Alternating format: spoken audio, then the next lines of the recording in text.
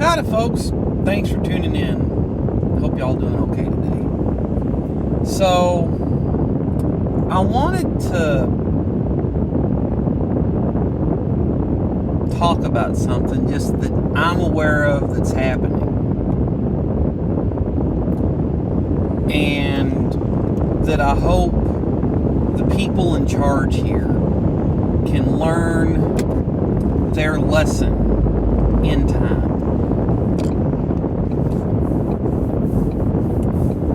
Now, I want to start out by saying I realize that these places have complex problems that have been brewing for decades at this point, and none of it is going to be solved overnight. But someone once said that one of the definitions of insanity is doing the same thing over and over again, expecting a different result.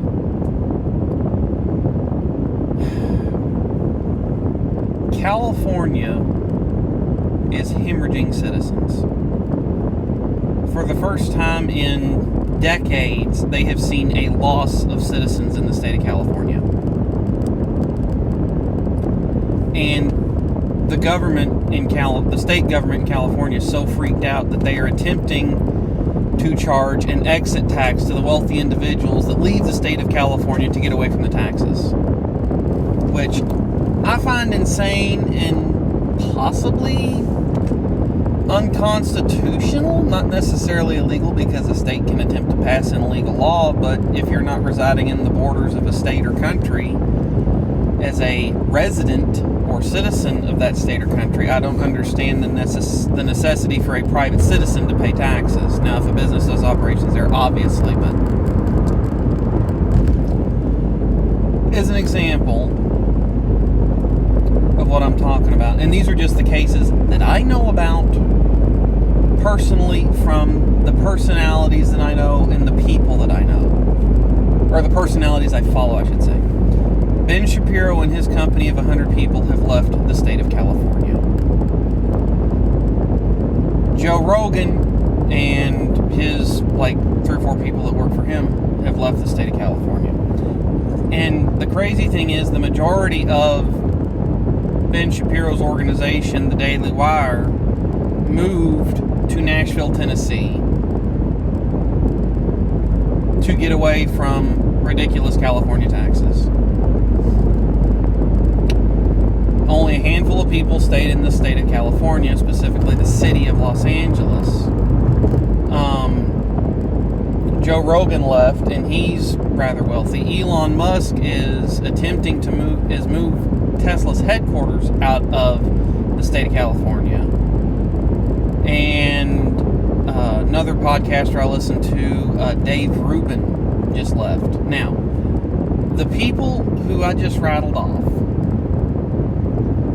have politics and viewpoints that span the political spectrum just about. They don't go particularly rabid left or right, but they could definitely be described as mild Democrat to mild Republican or libertarians. And New York's seeing vacancies too.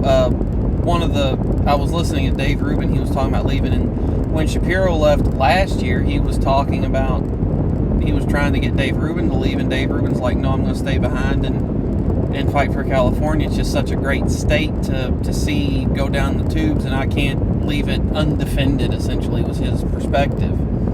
Whether you agree with it or not, it doesn't matter. His point of view, he's entitled to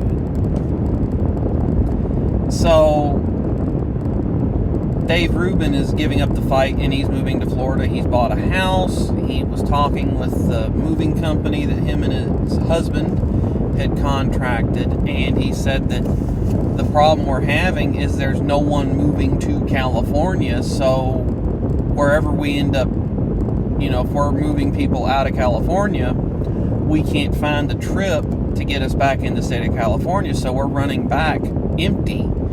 The Florida housing market is going nuts. Houses are commanding 20 to 30% more than they were last year. And I'm sure part of that's due to the pandemic and lack of building. But also a lot of that's due to the fact that people are trying to get out of these high tax areas. New York's becoming empty, or emptying out. It's not as New York City. New York State's not as bad, but New York City is emptying out. It's not as populated as it was this time 2 years ago, for sure. So the thing I'm hoping is that the people that live here, or the people in charge and in governance here,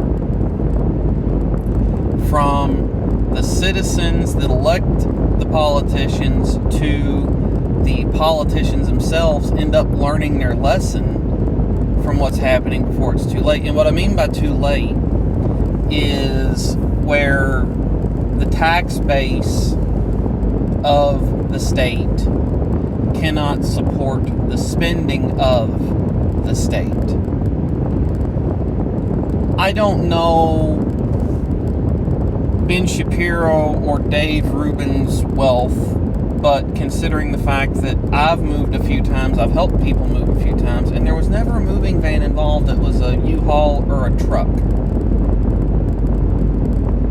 They're definitely better off than I am. Not jealous, just fact.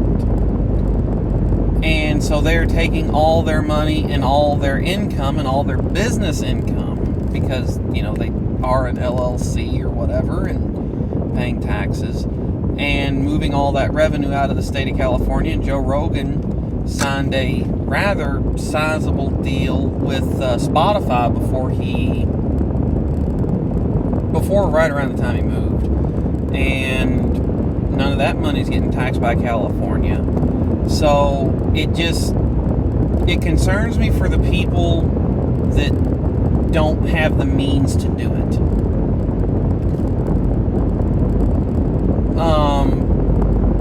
If my state went purely insane on an issue that I could not let abide, and that I did not have the ability to stop by protesting and signing petitions and getting people to sign petitions and whatnot, it would bring tears to my eyes to do it, due to the fact I'd have to sell the family farm that's been in the family for generations. But I could sell the family farm and have enough money to probably buy a house somewhere. And I'd probably end up right across the river in Indiana,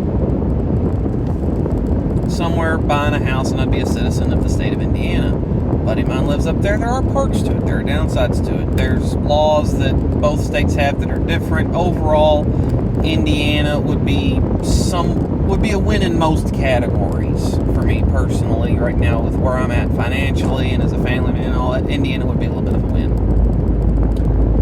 That said, I don't want to, but I would be of the means where I've got equity enough in my house that I could sell it, get out of it clean, have money to buy a house, and all that stuff. A lot of people can't do that. A lot of people rent, and they're on the margins of success, of having money in the bank every month. So what are those people going to do? It's just something that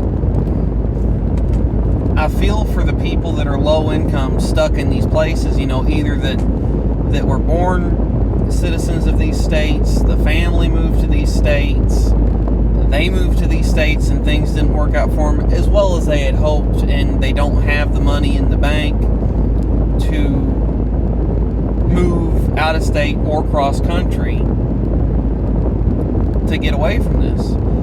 And another thing that's really scary is if California continues to empty the way that it currently is, losing high tax population, what will be possible, and is definitely probable, is that the state will see the exact opposite of what Florida's seeing in its housing market. Is that you'll have a state like California where people could end up upside down in their houses, where due to not because the house is worthless, but because you have someone that bought a $500,000 house in somewhere in a big city in California or anywhere in California. Doesn't matter. And with fewer and fewer people living in the state and fewer people demanding housing in the state of California, say they've paid $200,000 on their mortgage or $100,000 on their mortgage, got it where they owe $400,000. That's good. They should have $100,000 in equity if they sold the house for what they paid for. Guess what? They might get out even, or they might get out upside. They might have to pay money to leave their mortgage on top of having to buy a house and pay to move.